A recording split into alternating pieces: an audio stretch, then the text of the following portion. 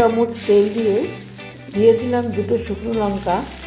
আর শুকনো লঙ্কাটা কালো করে ভেজে নিয়ে দিয়ে দিলাম 2টো ঝিঝি করে কেটে নেওয়া পেঁয়াজ। এটাকে ভালো করে একটু ভেজে নিয়ে এর মধ্যে দিয়ে দেবো ছোটো ছোটো করে কেটে রাখা আলু।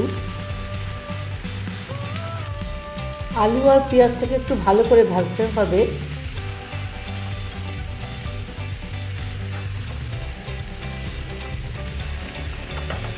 একটু ভালো করে ভাজা হয়ে গেলে এর মধ্যে দিয়ে দেবো 1 চামচ হলুদ আর 1 চামচ লবণ।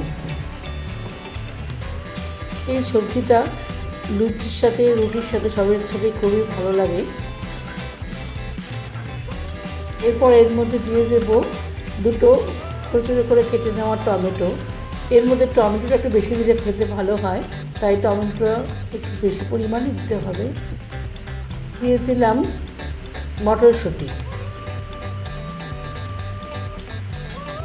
মটরশুঁটি দেওয়ার পরও কিছুক্ষণ ভাজতে হবে। তারপর দিয়ে দেবো এর মধ্যে 4টে কাঁচা লঙ্কা।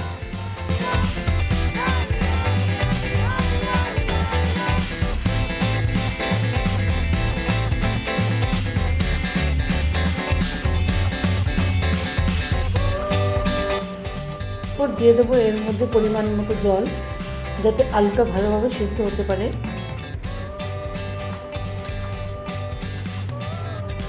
জল দেওয়ার পরে 10 মিনিটের জন্য ঢাকা দিয়ে দিতে হবে। ঢাকনা করে দেখতে পেলাম জলটা মোটামুটি টেনে নিয়েছে, শুকনো শুকনোই হয়েছে।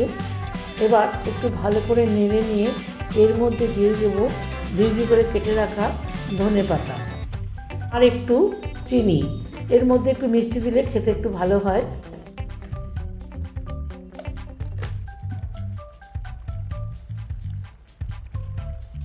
এভাবে হয়ে গেল আজকে আমাদের আলু টমেটোর সবজি।